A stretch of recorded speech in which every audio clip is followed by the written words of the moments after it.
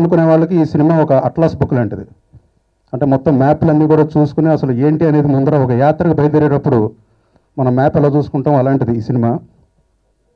పెళ్లి చేసుకున్న వాళ్ళకి ఇది ఒక టెక్స్ట్ బుక్, అలాగే విడాకులు తీసుకున్న వాళ్ళకి లేకపోతే తీసుకుందాం అనుకుంటున్న వాళ్ళకి ఇది ఒక భగవద్గీత. సో అందరూ చూడండి. Thanks a lot. 10 minutes of our film and I'm so excited. I was so upset that they stopped it in the middle. I'm waiting to watch the entire film and till I watched it, I really loved it and it's looking awesome.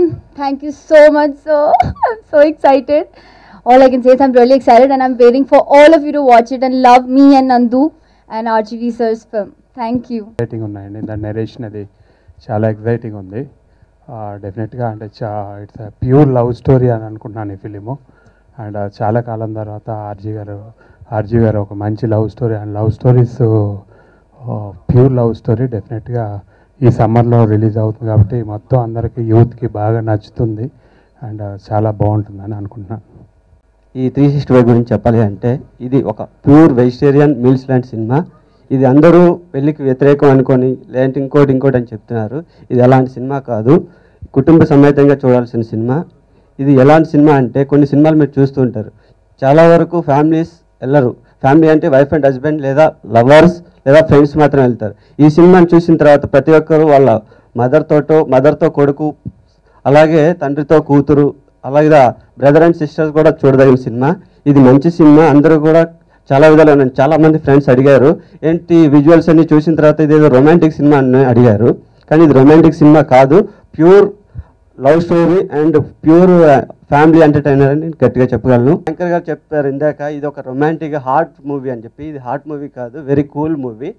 అందరూ చూసిన తర్వాత ఇది చాలా వర్మ గారు ఈ cinema తీశారనేలా ఉంటుంది అని చాలామంది నన్ను అడిగారు. కానీ ఇది అందరికి వ్యతిరేకం కాదు, ఇది ఒక మెడిసిన్ లాంటిది. పెళ్లి చేసుకున్న తర్వాత ఒక వైఫ్ అండ్ హస్బెండ్ ఎలా ఉండాలి, ఎలా ఉండకూడదు, ఒక వైఫ్ని ఎలా భర్త అర్థం చేసుకోవాలి, భార్యని భర్త ఎలా అర్థం చేసుకోవాలి అనే దానికి ఇందులో మంచి నిదర్శనం ఉంది. గారు చెప్పేది ఏంటంటే ఇది మామూలుగా తీసినట్టు పైత్యంతో తీయలేదు, కొంచెం మనసుతో తీసాడన్న అనుమానం వ్యక్తపరుస్తున్నారు అందరూ. అది పాయింట్ దగ్గర.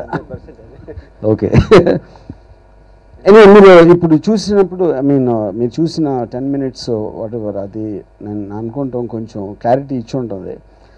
అంటే ఒక ఫార్మాట్లోనే ఒక 365 రోజులు 365 days అని పేరు పెట్టిన కారణం కూడా అంటే ఇప్పుడు ఒక జంట లైఫ్లో మొదటి రోజు, 11వ రోజు, 26వ రోజు అంటే మనం ఎప్పుడైనా ఒక మనిషితో చాలా కాలం మనకు ఒక పరిచయం ఉన్నప్పుడు మనం ఎలా చెప్తాం, ఒకరోజు మీ ఇద్దరం సినిమాకి వెళ్ళాం, లేకపోతే ఆ రోజు రెస్టారెంట్కి వెళ్ళాం, లేకపోతే ఆ రోజు ఇంటికి ఎవరు చుట్టాలు వచ్చారు, ఆ రోజు ఏం జరిగిందంటే అప్పుడు ఒక ముఖ్య ఘట్టాలు ఏవైతే ఒక్కొక్క రోజు జరిగినాయో వాటిని మనం సమకూరిస్తే ఆ జంట కథ అనేది వాళ్ళు కలిసినప్పటి నుంచి వాళ్ళ లైఫ్లో ఏమైంది అనేది ఒక ఐడియా వస్తుంది. దాన్ని ఉద్దేశించి నేను ఈ జంట కలిసిన రోజు నుంచి 365 రోజులు వాళ్ళ రిలేషన్షిప్లో ఏం జరిగిందో చూపించడానికి ట్రై చేశాను.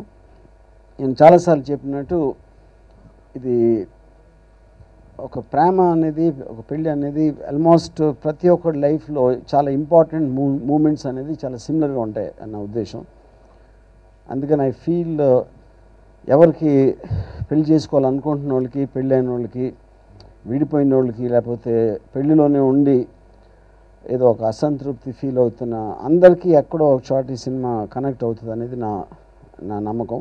ఒక అమ్మాయి అబ్బాయి కలిసి వాళ్ళిద్దరూ ప్రేమలో పడి మొత్తం లైఫ్ అంతా గడపాలి అని ఒక డెసిషన్ తీసుకుంటే దానికి ఒక సోషల్ అండ్ ఎండార్స్మెంట్, ఒక కమిట్మెంటు, దానివల్ల మారేది ఏంటంటే వాళ్ళు ఉండే పరిస్థితులు, ఆ పక్కన అట్మాస్ఫియరు, అది that is what the film is about.